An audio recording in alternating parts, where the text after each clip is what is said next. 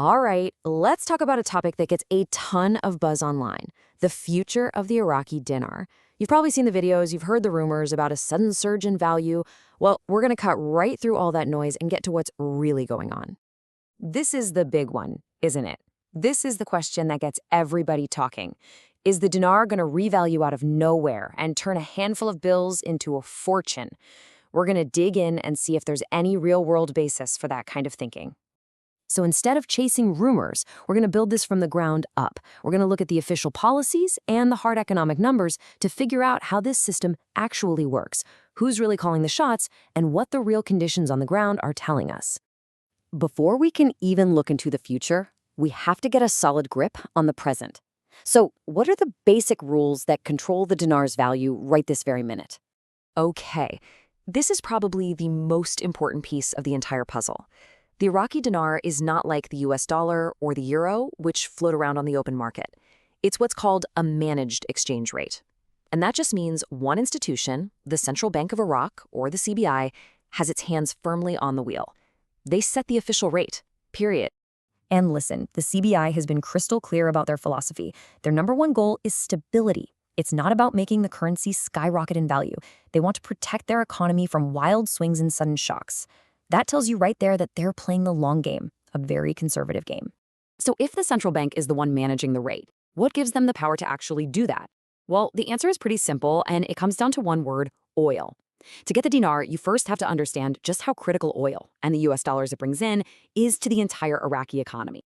The whole process is actually pretty straightforward. Step 1, Iraq sells its oil on the world market. Step 2, it gets paid in US dollars. Those dollars then flow directly into the central bank's reserves, like filling up a giant financial gas tank. And it's that huge stockpile of foreign cash that gives the CBI the muscle to back up and manage the dinar's value. And we are not talking about a small slice of the pie here. Think about this. Over 90% of the entire Iraqi government's income comes from selling oil. That number is just massive, and it shows you how incredibly dependent the country's whole financial system is on this one thing. When oil prices are strong, they've got plenty of dollars, and there's less pressure on the dinar. Okay, so we've got all this oil money coming in, but the money itself doesn't just decide what the exchange rate is going to be. That brings us to the key decision maker in this whole thing, the Central Bank of Iraq. They are the ones with their hands on the controls. You know, if you really want to know what someone's going to do, just look at what they care about. The CBI is obsessed with keeping inflation under control and making sure prices are stable for regular people. They want to build trust in the banking system. Sudden, dramatic changes are the absolute enemy of those goals. That's why they keep saying over and over that they prefer slow, steady, gradual reform over any kind of economic shock. Now, even with all that oil revenue providing a solid foundation, it's not a magic fix. The Iraqi economy is facing some pretty serious headwinds that are basically acting like a brake on any kind of rapid increase in the dinar's value. You know, it's ironic, but the very thing that gives them strength, the oil, is also a huge weakness because they're so dependent on it. On top of that, you've got a growing government payroll, the non-oil parts of the economy are still pretty small, and the country needs a lot of US dollars to pay for all the stuff it imports. A much stronger dinar would actually make some of these problems worse, and that's exactly why the policymakers are being so careful. Okay, so we've looked at the system, we've looked at the oil engine, we understand the central bank's goals, and we know the hurdles they're facing. So now let's put it all together and figure out a realistic outlook for the dinar. This slide really gets to the heart of it all. On one side, you have the rumor mill, this dream of a sudden, overnight revaluation.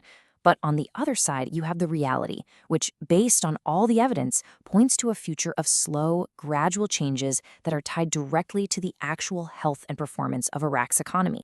So what does this look like in practice? Well, in the short term, the next year or two, expect more of the same, stability, with the CBI keeping things under tight control. In the medium term, we might see some small, carefully planned reforms. But any real long-term strengthening of the dinar depends entirely on one big thing: deep, meaningful economic diversification, moving away from just being an oil state. And that really leaves us with the most important question of all.